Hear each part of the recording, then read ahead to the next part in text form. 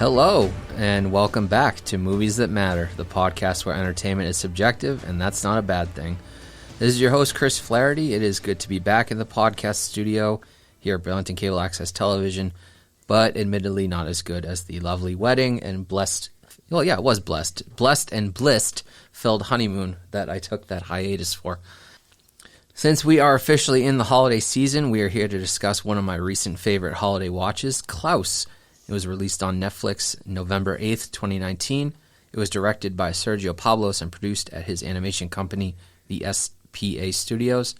The screenplay was written by Pablos, Jim Mahoney, and Zach Lewis, and the film stars the voices of Jason Schwartzman, J.K. Simmons, Rashida Jones, and Joan Cusack. And now I'd like to welcome back my guest today, who is here to talk about the film with me, my friend Veras Connolly, who is the creator and host of the also named Veras Connolly YouTube channel, co-host and showrunner for the Cartridge Crusaders YouTube channel, creator, director, and CEO of the BioPrism Studios and its YouTube channel, and a frequent collaborator in my public access shenanigans. Whew, you do a lot, Veras. I do a lot. Thank you for having me. Glad to be back. Thanks for coming back. Of course. I love being on this show. I don't know how we got on the subject of Klaus at work, but I was like, yo, can we do Klaus? Yeah, and I know. I think what happened was I was at Thanksgiving, and my aunt was like, what's your favorite Christmas movie? And I was like, oh, and I have that problem. I don't know if you know of it. I call it the what's a movie paradox, which is basically whenever somebody asks you what your favorite movie is, your mind goes completely blank, and you're like, what's a movie? And so I was having the what's a movie paradox, and so I was like, oh, I don't know, I like Nightmare Before Christmas, and she was, well, what about Polar Express? I was like, oh, I love that movie. And then, sorry, I know that's a hot take. Yeah. And then I remember the other day, I think you mentioned like, oh, I got to watch Klaus this year. I was like, I love that movie. That should have been my answer for that question. And then you said, oh, why don't we talk about it on the podcast? And lo and behold, here we are. Here we are. I love this movie. Oh, it's so good. I will continue to sing its praises for years to come. Oh, same. Well, let's roll right into it. In your own words, tell us the story of Klaus. So Klaus is the story of a very, very, very selfish and pampered mailman who finds himself being sent off to Smearensburg, which is basically the scariest, coldest, most hostile environment you could possibly think of, dead in the Arctic, right in the mountains. And basically he becomes involved in the middle of this feud between basically these rival families, think Romeo and Juliet type scenario. And finds out that all of the residents of Smearensburg are either miserable or fighting or just generally unsatisfied with their living conditions, all while being sassed by the boatman. Love that guy. And being scared off by a woodsman who lives closer to the top of the mountain. In Jesper, who's the main character, in his attempts to start mail in the town, winds up at the woodsman's doorstep and learns that not only are they one of the biggest, most intimidating and scariest people that he's ever met, but also that he is a toy maker and that he has he has a talent for it. Yeah. And so basically as the movie progresses, to kind of be able to make sure letters go through, but to also accommodate the fact that the woodsman has so much toys that he's not using, he has the kids send letters to Klaus, which is the name of the woodsman, to give them a toy. And so this kickstarts the mail system in town. Klaus gets to deliver toys and make kids happy and kind of fill that part of his life that he never got to satisfy with his late wife, unfortunately. And that's kind of how the movie kickstarts. And it's a really funny and interesting movie. And the dynamic between the teacher character, I think her name is Alva. Yes, Alva. And Klaus and Jesper makes the whole movie just so much funnier to me. Yeah, the whole Jesper, he needs to deliver a certain amount of letters by the end of the year or else he's cut off from from his basically father's wealth. Yeah, his father's exactly. wealth. Yeah. And then he uses Klaus and the toys and the children as a means to get more letters out. And then obviously, like, as time progresses, he's like, oh, this is a good thing. Yeah. Yeah. So he learns for what will probably be the first time in history of that universe what the spirit of Christmas actually is. yeah. And if you haven't picked up on it, Klaus is the Santa of this movie, this universe, really. Yeah, it's spelled Klaus, obviously Klaus. Yeah, Klaus. Yeah. When did it come out again? What year was it? 2019. 2019. Okay. I'm 90% sure I found it over COVID. Okay. That, like, unfortunately, I don't remember the first time I watched it. It was probably a family movie night. We were looking for something to watch, and we probably found that. But I remember the second time I watched it I was by myself in my college dorm room. It was wintertime. I grabbed some pretzels and threw on Netflix and started watching Klaus. And every single time I sit down to watch that movie, it makes me cry. I was saying this earlier to you today. It makes me cry. Like, it is such a powerful and emotionally moving piece of film. And it's just, I can't get over, like, the score and the soundtrack and the characters. And it brings me to tears every time. I don't think I even saw a trailer. I don't know if I did either. I think I just saw it was available and was like, oh, what's that? Yeah, I don't even remember, like, reading reviews or anything. I just remember it popping up on Netflix one day and being interested because I was like, hand-drawn animation? Yes, please. Yeah, in the big 2019, that's rare. Yeah. Like, we don't get that very much. And I think I remember seeing, like, behind-the-scenes process for how it was made. Yeah. And they were like, this movie took us years. It took us forever because of the style that we did for it. It was very impressive in seeing all that stuff. But I don't remember seeing, like, any marketing for it whatsoever. I don't remember seeing a single trailer. No, I'm sure there probably was a trailer. There's probably one or two, yeah. But, yeah, I don't remember either. Mm-hmm. But I was like, it's a Christmas movie. It's hand-drawn. Like, please give it to me. Inject it into my eyeballs. Straight into my veins, please. Yeah. And I just had a random Saturday, and I decided to watch it. And, yeah, like you, I cried. Yeah. I think, well, it's funny. Like, I cried more the second time. The first time, the ending really got me. Yeah. That is a really sweet scene that still gets me. Oh, yeah, the, like, once a year I get to see my friend. Oh, yeah, that kills me. That is a beautiful ending. It's such a beautiful ending. And then, like, not last night when I rewatched this, but, like, in other repeat viewings, the whole sequence to the Invisible song. Oh. Yeah. With the kid on the sled? Well, like we find, like, or Jesper kind of finds out, like, the history of Klaus and what happened with his wife and stuff, and then they have the falling out. Yeah. And then he tries to help the little Swami girl. Yeah. And then they make the boat. They bring her back to... Well, they don't bring her back, but they find where she lives, and they bring her the boat and stuff. Yeah. Yeah, and then her, like, on the thing going around the... Oh, that whole sequence of, like, him coming back to his house, and she's on his doorstep, and then brings her to the teacher, and then they make the... Like, Klaus and Jesper kind of make up. They make the boat, and she, like, flies around on the tundra. That whole scene, like, every single time I watch it, I sob. I love that scene so much. I think because I rewatched it last night as well, obviously, just to kind of get caught up on. I think that's like my third time watching it, and I like the first time I think I teared up. The second time I know I like cried a little. Me watching it this time, I was like in tears for the like entire second half of the movie. Like tears were just like streaming down my face when I was watching the second half. Like it is such a fantastic movie. The message is so sweet, and the music and the writing are so well like combined and used with each other. It's so amazing. I distinctly remember the music at the end, like building up to like I get to see my friend and stuff. Oh, it's so good. There's also when the first kid gets his toy. Oh, yeah. He's playing with the frog. In the little house, yeah. The music there was particularly, it stood out to me. Yeah. No, yeah, it was really sweet. I can't remember if it was like a specific song. I think it was just part of the score. But I love all the scenes with like, you know, the kids of the town playing together, breaking down the barriers between the two families. Yeah, the whole montage. Yeah, that's very good. Yeah. Oh, it's so good. Children really are the future. Yeah.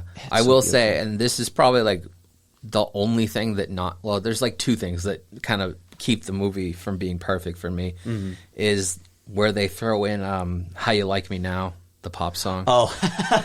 And I'm like, I get it. I know what you're doing, but like it takes me out when you like bring in modern music to stuff like this. Sure. And then there's that one, and it's funny, so I let it slide a little bit, where like he remembers the kid who called him a loser. Yeah. So he gives him coal, and then he serves him the next day, and he walks away, and there's like gangster music playing. Yeah. I'm like, you know what, I'll let you have that. Yeah.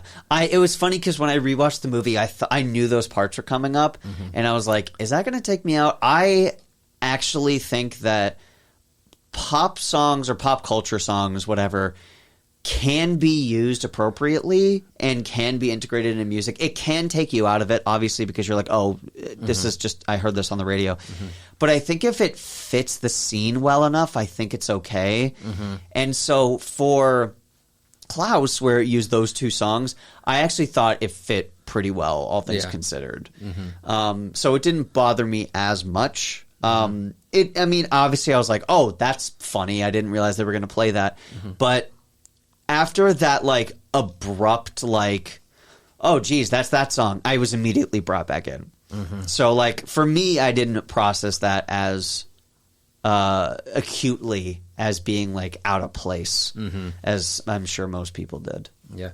What really struck out with me last night was how they did so much work with lighting and depth with the 2D animation. Because I don't remember what it was, but I think they drew it, then they put it into a program and kind of... I'm actually pretty sure they modeled it. Modeled it? That, like, they 3D modeled it, and then they drew over those, I think. Okay. If I remember correctly. Because I think what happened was they modeled it to make sure they got the lighting right, and then they drew over it. So they basically had to 3D model the whole movie and then subsequently draw over that and do the amount of lighting and shading and stuff that they did for it, which took them forever. Yeah. This movie took a long time to make. Oh, God, yeah. I forget when it started. I think it was like 20... I don't want to make a guess because I don't want to be wrong, but it was a long time. I know. I'd be interested to find out when they started, because Sergio, he got his start at Disney like in the mid-'90s with like Hunchback and Tarzan and Pocahontas. That doesn't surprise me. So he respects the art form. Oh, yeah. Absolutely. Yeah. I miss 2D animation. Funnily enough, actually, sorry, this is a little off topic, but the person who like helped with Brother Bear, I don't know if he directed. I think he directed it. Just made a new short film for YouTube called Polar Bear. Oh, I saw that. Yeah, I haven't seen it yet, but I just noticed that the other day. Okay, I thought that was cool. So, and it's just on YouTube. Yeah, just 11-minute short on YouTube. If you guys want to go check that out, Brother Bear, Polar Bear, we'll probably pull it up. So what really sticks out with you when you watch this film? So one thing that, and you know, listeners who commonly come back to my episodes, like if you've heard my episodes before, I will sound like a broken record, but it's the reason why I pick some of these movies is how it's written. A big thing for me with movies is how they're written. And the ones that particularly stand out in my mind are the ones that use tropes but then spin them and like do something new and fresh with them. So obviously this is a Christmas movie about how Christmas started. That's not new. That's not an original idea. As much as the opening of the movie wants to make you believe it is. Yeah. But what they did with it was they were like, no, this isn't an origin story about Santa Claus. This, like, it is, but like, no, this is a story about how the letters started. This is a story about the mailman aspect of that and why you write to Santa and how all that really got started. Yeah. And it's even much like, and I know kind of like the Santa Claus movie that Rankin Bass did kind of covered that too. But with this movie, it made me laugh because it takes this guy who is just a piece of crap. Like, he is just the worst at the beginning of this movie. And, like, it humbles him so hard. And to see I describe it as the Christmas version of The Emperor's New Groove. Jesper really does give Cusco vibes. Yes. But I also, in my head, I felt like there was some Lightning McQueen to it. Not to like really go crazy, but I'm interested. Lightning McQueen. Interesting. Okay. Well, like, because he's like he's a selfish man who thinks he's all that in a bag of chips. Yep. He gets dumped, if you will, in some like nowhere town to do some work. Oh yeah, that's true. He just wants to get his work done and get out. Yeah. But like, the more that he spends time there, he realizes he likes it. Yep. Yeah. So you're right. Actually, yeah. So Cusco and like Lightning McQueen type story. For sure. I can see that very much. And even like the parallels between like the two antagonists from Emperor's New Groove, and even the like Klaus mimicking what's his name? The guy that Cusco was with. Pacha. Yeah. So like that whole thing. And even like the wife character but like there's a lot of parallels with that. But again, like to tie back to the question you asked, was the reason I like this movie so much is because, again, like it's written in a way where it's like, you know, a lot of Christmas movies are like, here's the joy of the holidays. Oh my God, here's a really evil person and he's obviously bad. It's like, no, this is a story where like the main character is horrible. And the side characters are horrible. And like everybody's just a jerk. Yeah. And it leads to so many funny moments of trying to see the main character do the right thing for the wrong reasons. And so it's like, oh kid, I won't give you your drawing back, but if you mail it to me, then I can give it back. Yeah. And it's just the humor that was used throughout this entire movie, and like the animation to tie it into all that, like it was just done so perfectly. And I love seeing imperfect characters who kind of rib each other and kind of make fun of each other, but like in a lighthearted way. And they're being, you know, Jesper makes fun of Klaus all the time, even for like how he laughs, because he laughs like Santa. He laughs like Santa, yeah. Yeah, and then Klaus makes fun of Jesper because he's kind of, you know, a wimp and doesn't really do anything, and kind of, you know, so he like forces him into situations he wouldn't normally be in. And so it's and just the teacher who goes from being like this, just like she hates life, cynical, she wants out. Yeah, just cynical, like teacher who's cutting fish and selling fish, and her classroom is disgusting and mucky. And then the kids come in and it all turns around. And it's so – to see the transformation in the characters actually feels like we saw a character arc with them, because the whole town transforms because of what Jesper did. Yeah. Even if for the wrong reasons. Like, it was amazing to see that. Yeah. Nobody is perfect in this film. No. At all. And I love that. I love when movies do that.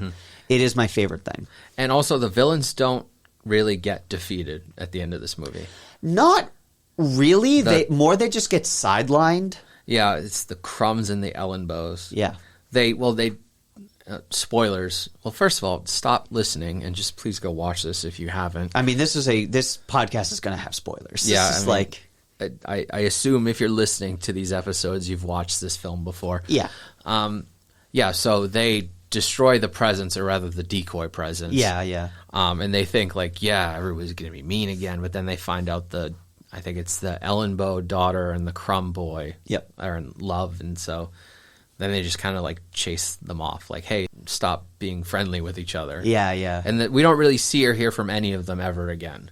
Pretty much.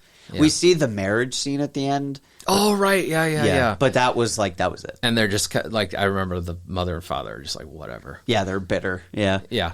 Exactly. Yeah. I'm glad you brought up Santa Claus is Coming to Town, because I couldn't help but draw so many parallels to it when I first watched it. Because one, you have a postman telling the story of a Santa Claus about how he brought joy to this miserable town with very miserable, anti-fun dictators running the show. Yeah. And a school teacher love interest.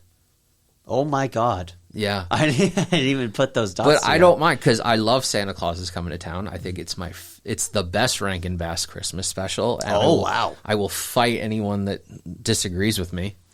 I won't fight. I mean, what else is there? There's A Year Without a Santa Claus. Oh, yeah. With the misers. Yeah. You're right. Rudolph's pretty good. Rudolph's good. Santa's a jerk in that movie. Yeah, that's true. So is Rudolph's dad. Oh, yeah. Yeah. Tangent. But anyway. Yeah.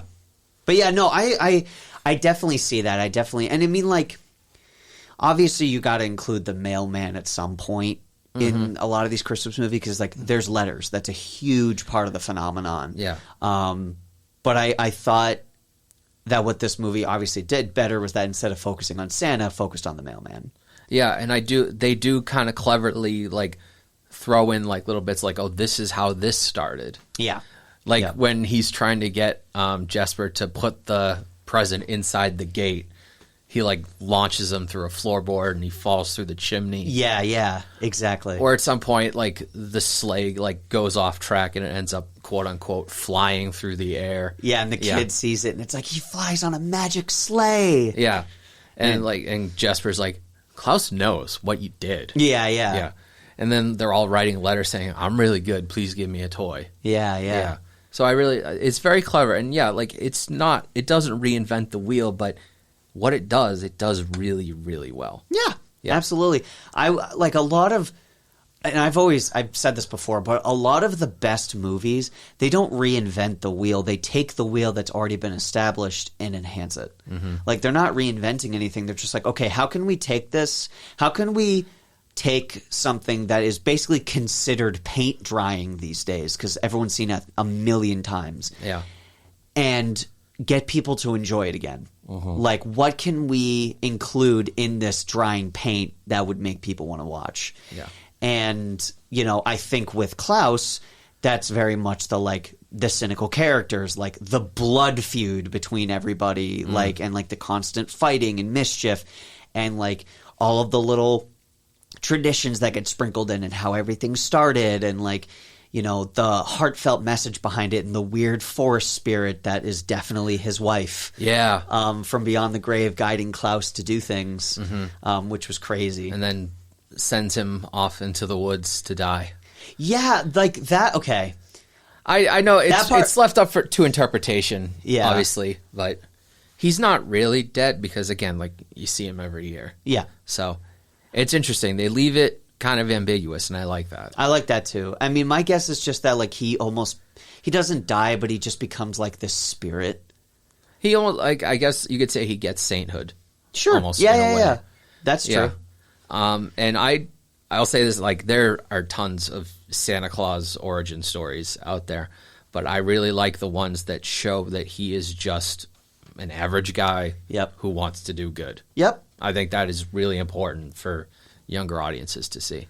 What was it? One good deed sparks another. Yeah, exactly. Yeah. And that's essentially what this movie is like, do good and the ripple effects. Yeah, Yeah. exactly. And it what I thought was super interesting is that it kind of shows, you know, the kids are like, oh, like, we're, you know, they're being good for Santa, or they're being, or whatever. And then there are just moments where they just kind of get caught up in the fact that they're all just hanging out and talking. Yeah. And, like, being nice just kind of becomes second nature. And a lot of the kids weren't even really that mean to begin with. Like, some of them were. Yeah. But, like, a lot of them were fairly nice already. You know, like the kid who got the frog at the beginning, and then, like, the girl that he played with halfway through. And so it's just interesting because it's like, you know, evil really is taught. Yeah. Like, it really is. And I think that this movie, like, slams that home and is like, no, like, these kids were fine. And then they did the whole prophecy thing with, like, the ancient history and the tapestry and the yelling bows and the crumbs have been doing this since caveman times. And the child's like, oh, God, if I don't start hurting people, they're going to hurt me.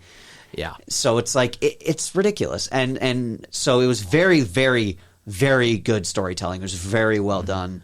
And I do like that they show that because the kids are being kind, it affects the parents. Yep. And they start being kind. Yeah, because, like, the father built, like, a play set and knocked down the fence. Yeah. And, like, the people exchanging, like, berries and jam and pie. And It was just They're having block parties and cookouts and brunches. And brunches. Don't forget the brunches. Don't forget the brunches.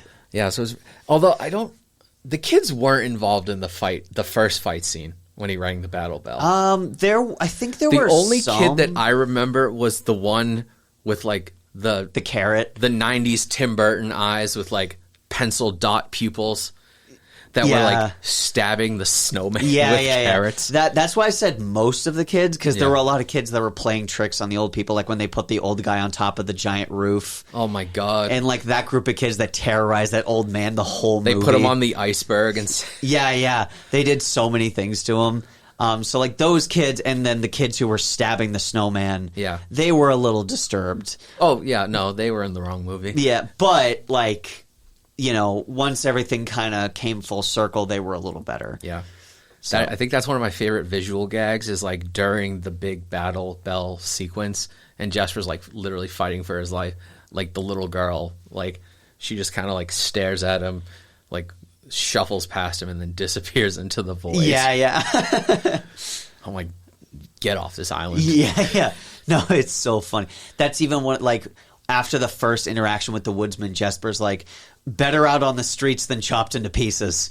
Yeah. And like runs for it. But no, it's such a funny movie and such an interesting like dichotomy between how he showed up and how he left. Mm-hmm. Because even the ferryman was like, it's like, oh, I've never seen somebody more miserable to be leaving than when on the first day that they came in. Yeah. And I was like, it really, really shows you how far he came as a character. Mm-hmm.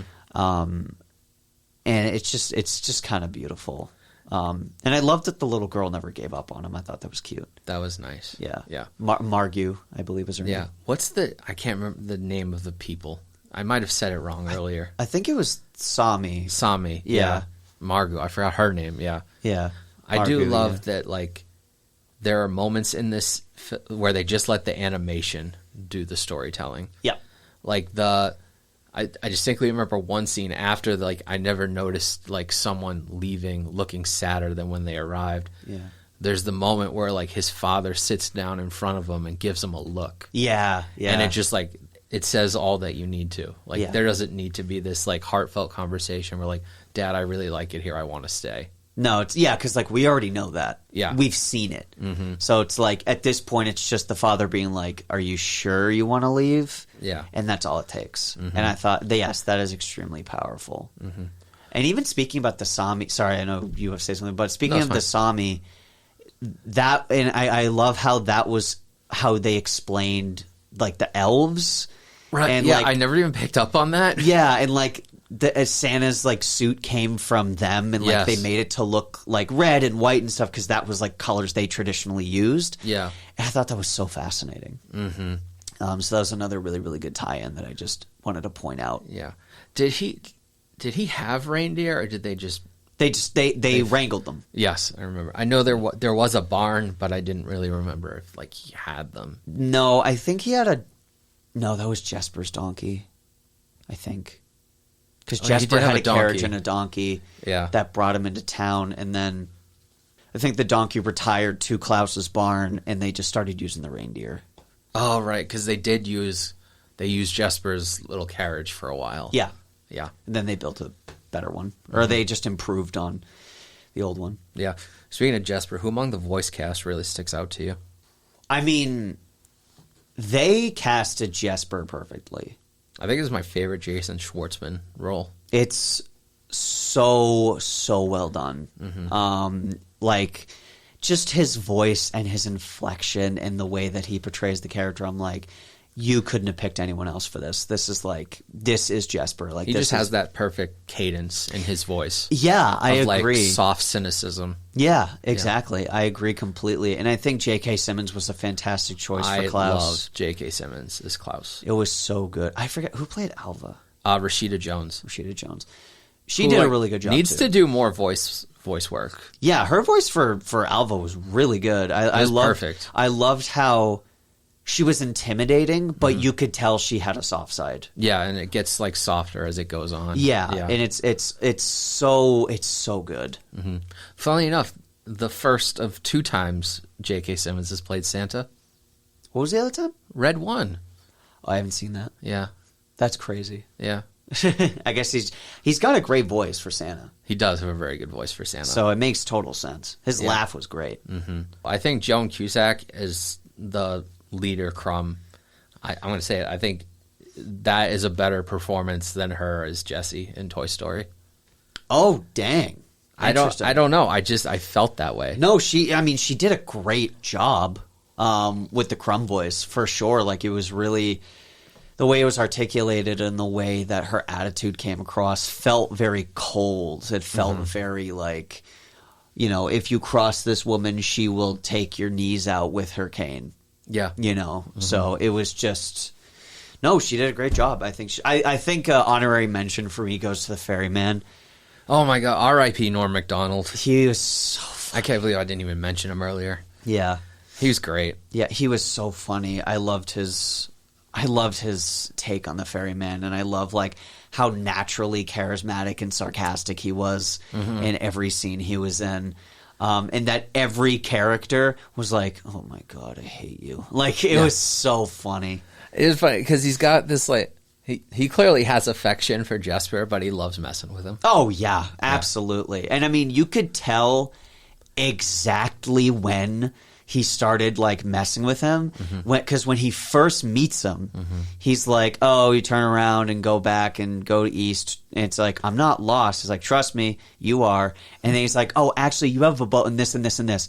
Right after that line, right there, it clicks in the Ferryman's head. He's like, "Oh, this is an entitled little brat, and I'm gonna mess with him." Like, oh, he wants to go to Smearensburg? Yeah, it's like, "You got a boat? You gonna ride it out in the harbor anytime soon? Because I gotta get there." And he's like, "Okay," like, "I'm gonna mess with you," because he was treating him like crap. So I thought it was he's really like, funny. "Where's the welcoming committee?" Oh, yeah, just ring that bell. Yeah.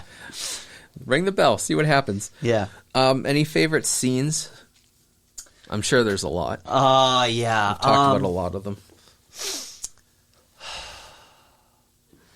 I think two scenes that stick out in my head is when the kids are sitting in the class and she's like chopping the fish and she's like, "What do you want? Why don't you just practice your vowels?" And they're like, "We don't have anything to write with. Also, what's a vowel?" And like, so she like has them write their name, and the kid is like scraping the chalk on the board, and Alva's just sitting there with like the deadest expression on her face. And it makes me laugh because like she's like, "There you go, like there's your name." And then after that, like they're like, "Oh, I want to learn more. And then that light comes back to her eyes. Yeah. And then She goes into her savings. And I was like, I love that scene so much because you can see that turning point for that character. And then obviously one of my other favorite scenes that just, and I know we kind of mentioned it earlier, but it was like, it makes me cry every time I watch it, which is the scene where they drop the sled off at Margu's tent. Yeah. Or house or home. And she comes out and she sees it, and the father like, you know, sends her off, and the song swells back up, and they're just watching her, and it's just like, oh my God, it brings me to tears every time I see it. It's such a sweet little scene. And it sticks out of my mind because it's so well animated and it's so well articulated, and it's like, it really is like the climactic emotional part of kind of Jesper's arc of caring, I feel like, where it's like, that is really the point where Jesper, I feel like, start from that point forward, it's not about him anymore. Yeah, and the scene right after that where Klaus is like, you know, I recognize that smile on your face, and then he gets into talking about like his wife and how they wanted kids, and like you filled the house with toys and stuff. Yeah, and I think that's the most Klaus talks in the entire movie. I think so. Yeah. Other than maybe the end. Yeah, like that's the first time he really like opens up. Yeah, exactly. Yeah. And you could see like on Jesper's face, like, man, I am messing with these people's lives. Yeah, it's so fascinating to see like his development where he like, because he was gonna tell them. He was like, "Hey, just to let you know, this is why I'm here," and he got cut off every time. Yeah, like, because Klaus was like, you know what, let's do it. Let's do the Christmas thing. And then Jesper's like, kind of like, I might not be here next year. Yeah, exactly. So. So Yeah. good. I know you already talked about this, but how do you think this film is a reflection of your taste in movies and stories? Yeah, no, of course. So, yeah, as I kind of mentioned before, as people who have watched my episodes, they kind of learn is that I love movies that, again, take established tropes. They'll take established storylines or plot lines or whatever, and they will take it and they will turn it on its head. And I feel like, you know, with like Yokai Watch movie or even Spider-Verse or any of those things where they're like, here's a movie about, you know, Spider-Man. Here's a movie about basically a Pokemon type movie. But here's what makes it different from everything else. And it's always the writing. It's always the characters. It's always the music. It's always like how everything comes together. Maybe they experimented with animation. Maybe they experimented with humor. Maybe they experimented with pacing. And it's just so fascinating to see that stuff because Klaus, like all the other movies that I have probably talked about on this podcast, is not afraid to, you know, pardon my French, but make an ass out of the characters. Yeah. Like it is so fascinating to see the human side to these characters because I cannot explain how boring it is to go watch a movie and all the characters are like, like run of the mill superhero, like heart of gold characters all the time, like always doing the right thing, always like, and yeah, it's good to always have your morals straight, but to see a character genuinely change and transform over the course of the film as a main character that you kind of didn't like and thought was kind of a pretentious jerk turn into one of the biggest forces for good that has ever existed by the end of the movie is a mega powerful message, hugely powerful.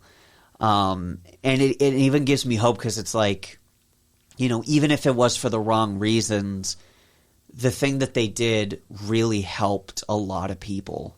And doing that changed their whole outlook. And it's just amazing. Yeah. How about the art style? Does it speak to you in any way?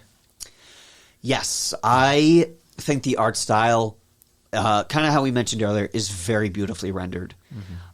It reminds me almost of a Christmas children's book, the ones that used to be like painted, brought to life. And I am a huge component of taking like the original style of something and trying to animate it. So like a lot of, you know, this is a pull, but like I remember a long time ago there was this show called Between the Lions, and, and they animated Click Clack Moo Cows That Type, and in that cartoon they animated it exactly like the book is illustrated. And so for Klaus, I'm 90% sure it wasn't a book. No, I don't think so. I don't think it was.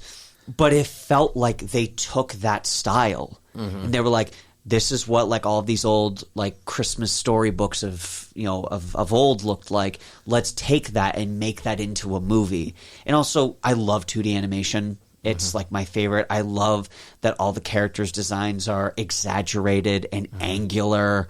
A good angular style is always my favorite. Like Spider-Verse, Klaus. They're so well articulated when you do it correctly that watching it in motion is so fascinating and so interesting to me. And so I love how cartoony is and still somehow remains grounded with its designs and with its writing, despite looking as cartoony as it is. And it also kind of gives me that vibe of like, you know, when everything is kind of dark and like at the very beginning of the movie, it's very Disney. Right? It's very colorful. Everything's moving. Everything is like a machine and it's all like really well rendered. And then like inside his tent was very colorful, very golden. And it was like, oh, this is really good. when he gets to Smearensburg, it's very dark, it's very angular, it's very grotesque, it's very Tim Burton, it's very, angular, and it's very kind of, like we even mentioned with the kid who had like the super big eyes with the tiny pupils. Like, I love that stuff. Yeah. I love creepy character designs that are inherently cute characters.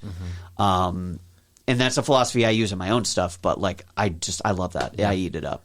And no character looks like another, really, in this movie. Like, yeah, all the crumbs are like very angular. Yeah. And all the Ellenbows are very round. Yeah. But like, you got ones with like big pupils, you got ones where you don't see their pupils at all. Yeah. And every character has their own unique design. No one looks different than the other, except like you said, like when we're in the Postal Academy, and everybody's just a cog in the machine, except Jesper. Exactly. So you can't you can't really describe it as like Disney-esque because only really that opening scene. Yeah, I would say. Because then after that, it becomes, again, more like a Tim Burton film with how it's designed. But I do like your comparison of like a Christmas storybook brought to life. Yeah. I think that's spot on. Yeah. Yeah. I miss hand-drawn animation. Me too. I know it takes longer, but it's so much worth it. It's clearly worth it. Look at, what we got. Yeah, it's so much more worth it to do that stuff. It's just taking the time to do that just adds to it so much more. Yeah. I don't know if this movie has ever gotten a big screen release. It must have, because it qualified for. It was Emmy nominated. It got nominated for the Oscar for Best Feature, and I think you need to at least be in theaters for like 2 weeks. Oh, yeah. I didn't know it was nominated. That's the rule for like other movies. I don't know if it also applies to animated movies in their category, but yeah, I'm not sure. I would kill to see this on the big screen. Like, if there's any like indie movie theater out there that's putting this on the big screen, let us know, please. Yeah, I would love to see that in theaters too. Yeah, and it did win. It won 7 Annie Awards, including Best Animated Feature. It lost the Oscar to Toy Story 4. That kind of hurts a little. Yeah, so I mean, 2019, like it was 2019. We got Toy Story 4, How to Train Your Dragon 3, and Frozen 2.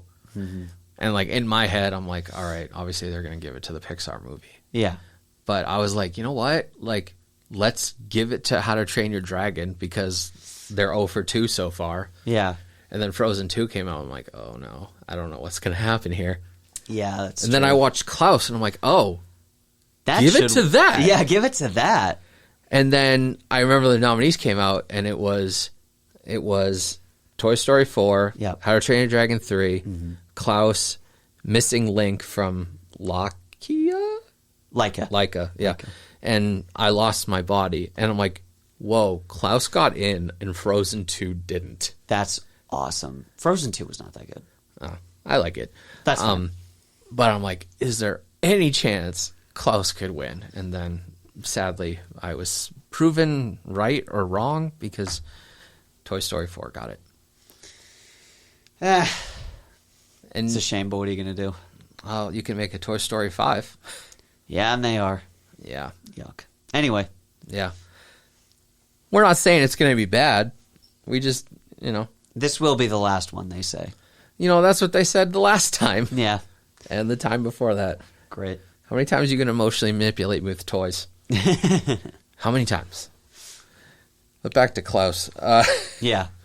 What do you think allows audiences to connect with Klaus? I mean, fighting is universal. I feel like everybody sees it. Everybody experiences it. Everybody understands what it's like to, be in an argument with somebody or to even be at war with yourself or somebody else. I think a lot of people, not everybody, but I think a lot of people know what it's like to feel like you're in a desperate situation. It's like, what can I do to ensure that, I don't fall apart, or that that I can get this business off the ground. How can I, and everyone's had poor, a lot of people have had poor living conditions. Maybe not as bad as having your toilet across from a giant plank of wood bad, but, you know, everybody's had different experiences with that. And I think that a lot of people have had those moments of like, you know, I started doing this for selfish reasons and now not so much. Mm-hmm. And it kind of changes your opinion and outlook on a lot of stuff. And I'm not saying that people are inherently selfish, which, I mean, we are as humans naturally selfish, but I'm just saying that like there are, it is a very human experience, I feel like, to go into a situation being like, okay, like, yeah, I want to help, but I want to do this. But there is always going to be a piece of you that's like, but what am I going to get out of it? Mm-hmm. And then you kind of go into it and you start doing it. And then that part of you that was like, what am I getting out of it? Starts to go away. Mm-hmm. It starts to slowly slip back under the rug as you kind of realize what Jesper realized, which is it doesn't matter what I get out of it. What matters in the end is what I'm doing, the people it affects, and how it makes them feel, and doing the right thing at the end of the day. And, like, I definitely think that, you know, just having to deal with, like, generational trauma and, you know, having to deal with, like, hey, maybe your parents threw you out. You know, or like now obviously for Jesper's because he was rich and kind of entitled and he needed a wake up call. But like, you know, from a broader perspective, it's like, you know, did you lose somebody close to you? Like with Klaus, like, you know, did you have a dream that you pursued only to get stuck in the middle of nowhere? Like Alva, like there are so many perspectives from this movie that are like, you know, I came here to do this and because I wanted to accomplish this goal, and it ends up becoming a story about like I stayed here because of what I can do for the community that's here. It is so easy for our environment to dictate our mood. Yep. But we can also dictate our environment. Yep. Like again, love generational trauma themes in animated movies these days. It seems to be happening a lot more. Yeah. I didn't even realize it was in Klaus. Yeah. But yeah, like the Crumbs and the Ellenbows, like their ancestry affected them, and then that affected the children, and then that in turn affected Alva, who wanted, you know, to teach and inspire. Mm-hmm. You could say it even affected the ferryman because he just wanted to mess with people. Yeah. And then you got Klaus, who suffered a great loss and decided to shut off from the rest of the world and be very cynical and, you know, guard his heart. Yeah. And yeah, I just, in my head, I just thought, wow, this movie, you could have so easily made Jesper this like happy-go-lucky, optimistic guy who just wanted to start a post office in a miserable place. Yeah. But then it would have been a way less interesting movie. Would have been a way less interesting movie. Because it's not human. It's not as human. No. Like there are people in the world who are like happy-go-lucky and like that's great and that's wonderful. But like a very common experience amongst humans is like there is misery and there is sadness and there is selfishness. And sometimes from that can spring something extremely beautiful if channeled the right way. And you know, I'm not sitting here saying like, oh, go be selfish because it might work out. Like, no, that's not what I'm saying. What I'm saying is that like, you know, I feel like it is always important to have the best of intentions and to always do something that will benefit people that are not just you. I mean, take care of yourself, obviously, but I think that it's also extremely important that the better you treat the people around you and the better you commit to your community, the more that you will get out of it, even just emotionally, not even like physically or anything like that or value-wise, but just like you'll be happier. Yeah. You'll be more content. And you can confidently say like, I made a difference. And I think that the inner fight that Jesper has of like, I did this really selfish thing and it had a phenomenal effect on everyone, but I did it for the wrong reasons. And in the end, everybody was like, yeah, you were kind of a dope, but you've turned around and you've learned your lesson. And I think that, you know, selfish acts that were a mistake before can be redeemed and the person can grow and become the person that everybody thought he already was through that. One good deed, sparks another. Yep. I also love that the generational trauma or the years of abuse in this town stops with the children. Yep. Yep. I think the Children of the Future message is always powerful, and it's always true. And it's always so fascinating because it's like, they know. I mean, they know what they're doing. Yeah. Again, evil is taught. And then, the son and daughter get married. Yep. And that will pretty much destroy the feud. I'm going to assume that the Crumbs and the Ellenbows just fade out of power. Probably, Not again to make this comparison, but like in Santa Claus is Coming to Town, the Burgermeister doesn't get this big Disney villain defeat where he's like pushed off a cliff or anything. He just fades into the background. He loses power because the good deeds of Kris Kringle motivate everyone. Right. Yeah. Exactly. I've compared it to Santa Claus is Coming to Town a lot, but from your perspective, what separates Klaus from other Santa origin stories? I think treating Santa like he, kind of how you mentioned earlier, how he's just a guy. And at the start of the movie, we're like, oh yeah, he's a psycho. Like he's this crazy, weird axe-wielding guy in the woods with overgrown hair and giant muscles who rips logs. Like, insane man lives up in the mountains. And it's like, oh, that's Santa. Like, that is our Santa. And it's like, and the person to bring him out of hiding was this selfish, decrepit little civil servant who, like, it's just, to me, it is so funny because it's like, oh, Santa started the tradition of Christmas. No, it was the mailman who was trying to go home that started the tradition. And inadvertently. Yeah, inadvertently. And I think that, that's so fascinating to tell the perspective of the Santa Claus story from somebody who I feel like people don't deem as important during the holidays, which is like the mailmen or the mail people that go around to get the mail and deliver to Santa and all that stuff. And so I always thought that telling a story with elements from typical media sprinkled in makes for a much more interesting movie. I need to talk about the fact that this is a Netflix original and it's streaming. Yep. There's no physical media release. This is my soapbox, and I wasn't going to do it again. But as of this taping, yesterday we found out Netflix is going to potentially buy Warner Brothers. Yeah. Which could essentially really stick a knife in the heart of not just physical media collectors, but people that really enjoy going to the movie theater. Yeah, I am not looking forward to that whatsoever. Yeah. It's such a shame. I mean, on the other side, it could be that maybe they'll start putting Netflix stuff in theaters because they can do it through Warner Brothers now. Yeah, Netflix does put stuff in theaters, but it's only for like very short periods of time, again, so they can qualify for Oscar stuff. True. God, I would kill to see this on the big screen. Oh, yeah. Also, I really want a Blu-ray.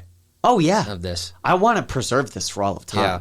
Like, they put Guillermo del Toro's Pinocchio on the Criterion Collection. Can we somehow get this on there, too? Yeah. Could we get Klaus on the Criterion, too? Yeah. There's so many movies that should go on the Criterion Collection. Oh, yeah. But that is a podcast for another day. How would you pitch Klaus to audiences that haven't seen it? I would probably say, hey, do you want to see the funniest, most relatable, and interesting Christmas movie you've probably ever seen in your life? Like, I don't think there's any other way to word it than just like, this is one of the most fascinating, different, unique takes on this type of a story that I've ever seen. And it barely feels like it's a Christmas movie. It barely feels like a Christmas movie half the time. Like, it feels like just a movie that takes place in winter. Christmas doesn't even really play into it until, like, the second act. Yeah. Yeah. And even then, like, it barely plays into it until, like, the last, like, half hour. So it's just kind of one of those things where it's like, hey, Do you want to watch like a really, really good movie that happens to pertain to Christmas and the origin of Santa Claus? But it's about this selfish mailman who learns like what it means to do good for your community. And also there's a lot of fighting and toilet humor in it. Is there toilet? Not I really. totally missed the toilet humor. There's only a few. Only a few, but I mean the mooning of there was like the mooning event of the. I can't remember that. It was when they were showing the kids the history. Oh. And they had the thing where like the little girl was looking at the Ellenbow history, and they were like the Ellenbow mooning of this date, and all of the little wooden things came out and mooned each other, and then there was the toilet in Jesper's house and stuff like that. There wasn't a lot of toilet humor. It didn't even bother me in this movie. No, God no. Yeah. It was really tastefully done, but it was just funny because usually in a Christmas movie you don't get any toilet humor, and we at least got two in this one, so I just thought it was funny. And to wrap it up, why does Klaus matter to you? Oh, man. Well, kind of like I said earlier, right? It's like it's a movie about growth.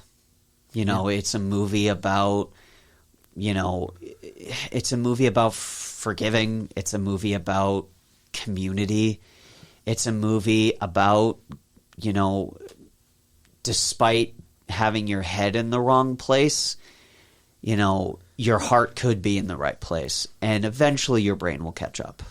And I think that, a lot of people, can be kind of hard on themselves these days because they're kind of like, oh, I'm doing a good thing, but am I doing it for the wrong reasons?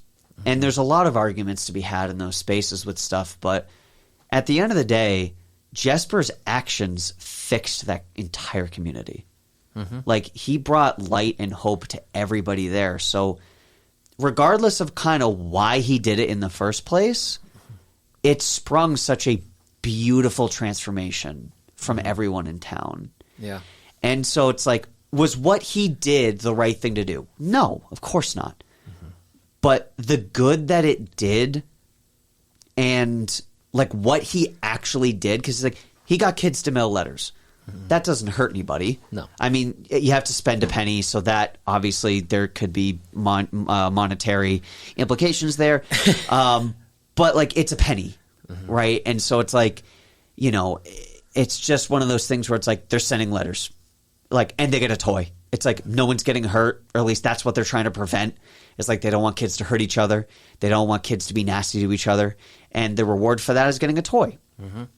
And it inspired the kids to be kind to each other, to do the right thing. And, again, even though Jesper just wanted the letters and just wanted the envelopes, it turned into a whole thing of like, well, I mean, the kids deserve toys. It's the holidays.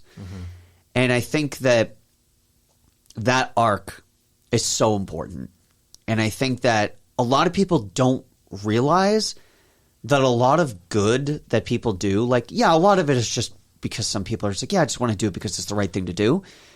There are a lot of things in this life that happen because somebody has a selfish intention that ends up becoming a selfless result. And I think that, to be mindful of why you're doing it is important, but I think how it affects everybody and the good it can do is also an important thing to consider. And so that's why I think, because of that gray area, and because of how it tackles that topic, and because all the characters are hilariously human, that is why Klaus matters. And that puts a nice little bow on it. Yes. Yeah. A Christmas bow. Yeah. For presents. For presents. It's a joke. Laugh. Oh, we did it. Hooray. Oh, I'm glad I could talk about Klaus for an hour. I know. It's such That was a good really movie. nice. Thank you. Yeah, Thank of course. you so much. Happy to be here. Yeah. Check out all of Veras' YouTube channels. They'll be in the description. Please do. Hey, you might even recognize someone on the Cartridge Crusaders YouTube. Hey, just maybe. Maybe. Who knows? Tread lightly. Disclaimer. Yeah, Cartridge Crusaders is more for adults, so please tread lightly. Yeah. Browse safely, kids. Yeah. Anyway. Alan, we are so back. Folks, thank you for coming back for another episode of Movies That Matter. We'll have at least one more holiday episode coming this month. Remember, you can find us on Spotify, YouTube, or wherever you find your podcasts. If you'd like to get in touch with me about the show, you can reach me either at Gmail or Instagram at Movies That Matter Pod. Don't forget to like and follow, please. You can also be my friend on Letterboxd at Chris Loves Films. At this time, my last 4 watches were Klaus, shocker, Robert Zemeckis' A Christmas Carol from 2009. Oh, good movie. Good movie. But I like to listen to it instead of look at it. I like looking at it, honestly. Yeah. I like the style. It's a great adaptation. Oh, yeah. The mocap just, to me, hasn't aged very well. Fair enough. And then back on a Christmas Carol train, 2017's The Man Who Invented Christmas and Compliance. One of those 4 is very much not like the other. Folks, the real world is scary. Don't forget to love each other. And when life gets too scary, immerse yourself in your favorite movie or piece of media. Don't worry about box office numbers or Rotten Tomatoes scores. Watch what you love. Entertainment is subjective, and that's never a bad thing. Until next time, this has been Chris Flaherty with Veras Connolly. Thank you for listening to Movies That Matter.